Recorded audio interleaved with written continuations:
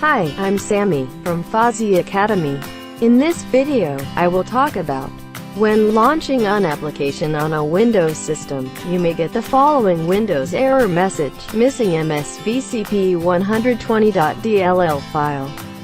I would like you to know that MSVCP120.dll is a part of Microsoft Visual C++ and is often required for running programs developed with Visual C++.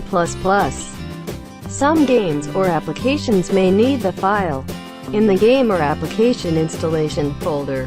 Copying it from Windows System folder to the install folder of the game or application should fix that problem. Make sure to use the 32-bit DLL file for 32-bit software, and 64-bit DLL file for 64-bit software.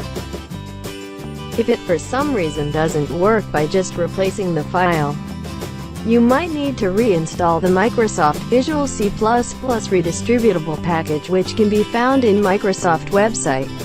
If using a 64-bit Windows, install both versions. I will provide you with the link in video description area. Also, you can try to repair Microsoft Visual C++ through Control Panel, install program, change, repair. Thank you for watching Fozzie Academy.